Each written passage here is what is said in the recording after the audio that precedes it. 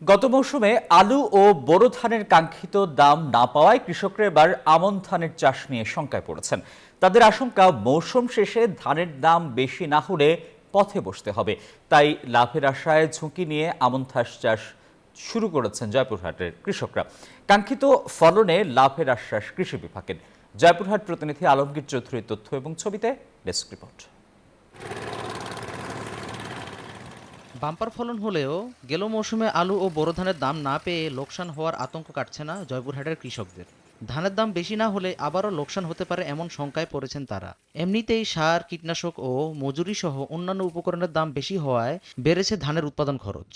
কোথায় যাব? আমরা যে উৎপাদন করে যে ফসলটা জান শেষ করে আমরা আবাদ করে ঘরে তুলতেছি, আমাদের দাম নেই। ঋণ করে আমরা গরু বাছুর যা ইত্যাদি ছিল ব্যাংক থেকে উঠাইছি, যাক এগুলা করে আমরা এই আবার ওয়া গাড়তেছি। যাক এই ধানের ফসল কি যাবে, কি দাম যাবে বলা পারি না। বান্ডেল থাকলে প্রতি সেনমানিতে টাকা বাঁচবে। বিকাশ সেনমানি বান্ডেল কিনে জিতুন প্রতি লেনদেনে। এইবারেও যে আমরা ধানের দাম পাবো সেটা নিয়ে খুব উদ্বিগ্নের ভিতর আছি। কারণ এইবার যদি আমরা ধানের দাম না পাই তাহলে আমাদের একবারে লসের উপর লস হয়ে যাবে। কাঙ্ক্ষিত ফলনে কৃষকরা এবার লাভবান হবেন এমন দাবি কৃষি বিভাগের এই কর্মকর্তার।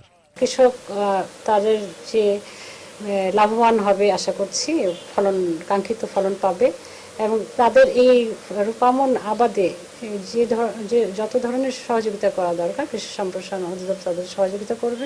জেলায় এবার ৬৯,৮৫০ হেক্টর জমি থেকে ২,২১,৫৩৫ মেট্রিক টন চাল উৎপাদনের লক্ষ্যমাত্রা নির্ধারণ করা হয়েছে। সজীব চৌধুরী, ডেস্ক রিপোর্ট, নিউজ 24।